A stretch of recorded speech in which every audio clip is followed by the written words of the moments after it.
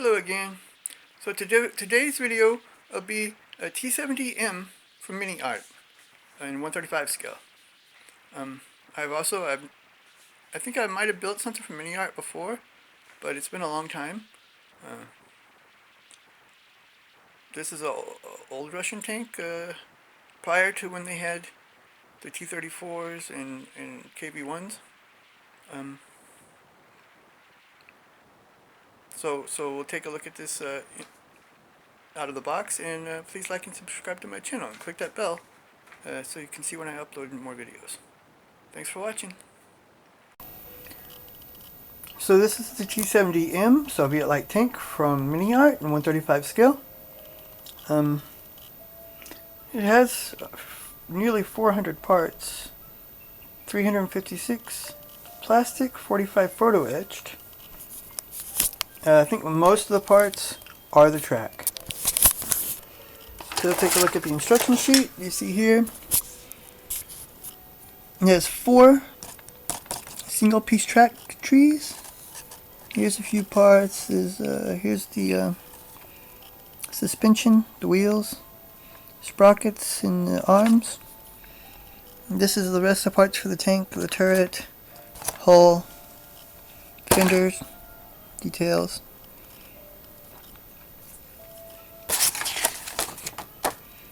Pretty simplified instructions. Everything is on 2 sheets. 1, 2 here. Start with the hull. Could be a little, everything's pretty tightly spaced here on the instruction sheet, so it could, for builders that aren't that experienced, it could be a little bit harder to hold everything apart. This side's a little bit better. Usually has these turret parts here. That's not bad. Then we have one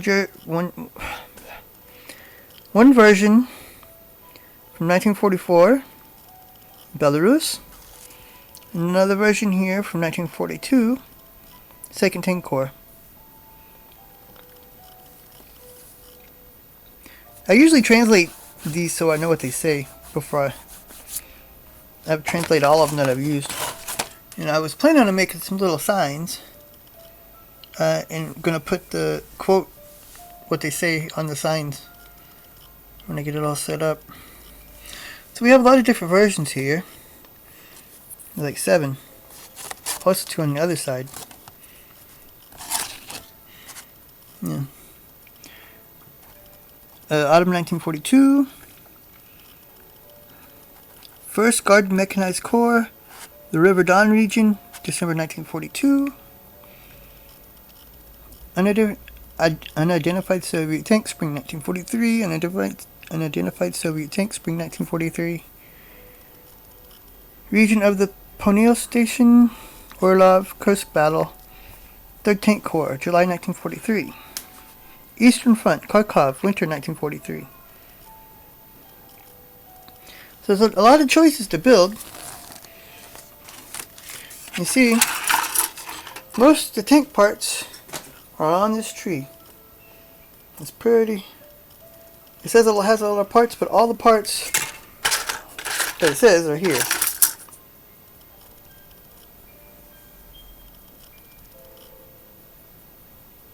That's like about 44 parts in each of these trees. Close to 50 parts in each of these trees, and it's already 200 from the parts.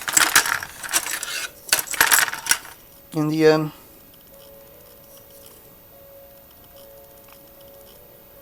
not a lot here. Most of it's just the suspension. I just love how they boost the part numbers with something like that. But of course they look better than the single rubber piece track if you're patient enough to get them together. I just sit there and glue 2 pieces. I paint the whole tree like a rust red, and then I glue it all together, like 2 pieces at a time. Glue 2 pieces, let it all dry, and then the separate 2 pieces I glue together. And at the end, then I'll feather it with some ochre, or not ochre, some brown, like this color, and some red brown to tone it down. And then I'll take a little steel and feather it with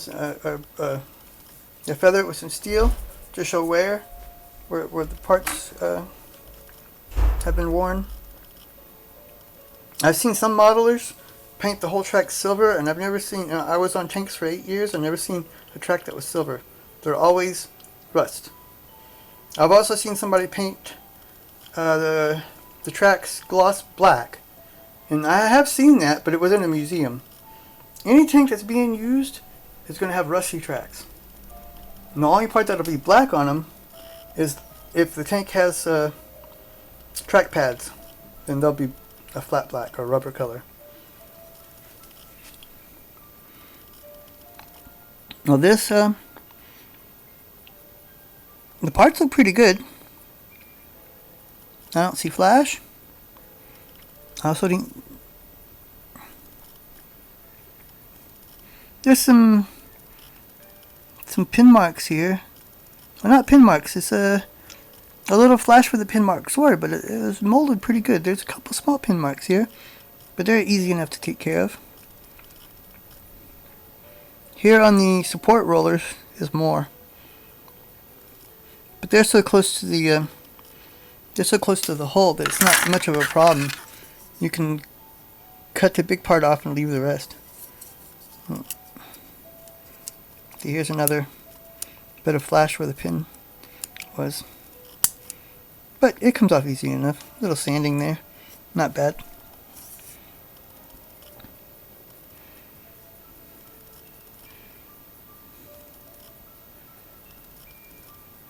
The parts look pretty clean.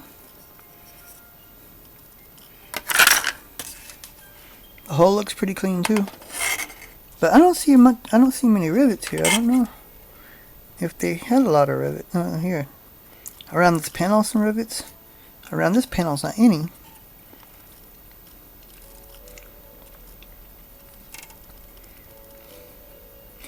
It looks like there's two different versions to build here. There's two different manuals. And small gun. I think it had a. Not really sure. Probably a around a 3.7 to 5 centimeter gun.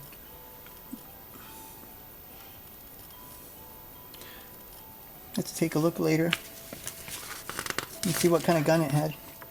It's a small caliber though, not more than 5 centimeters. Well, all in all, I'll say the parts look pretty good. There is some detail, like the tools, but not a lot. I don't see any extra road wheels. A lot of tank crews put extra road wheels and tracks on there for maintenance. Yeah, I don't see any.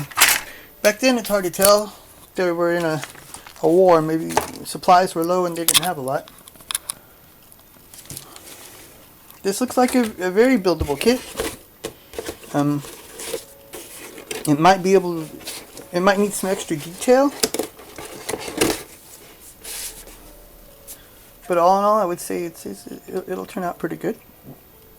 I wouldn't paint the exhaust that way though. They have more of a dull brown tint to them, not so reddish. All these exhausts, when they get heated, I'm sure if anybody's ever looked under their car, they don't look so red. They're more of a brown.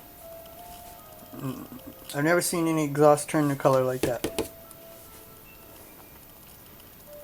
It was like that even on the grills on our M1s. It would turn to a brownish rust color and not a reddish rust color. Well, that's all I got for this video. Please like and subscribe. Until next time.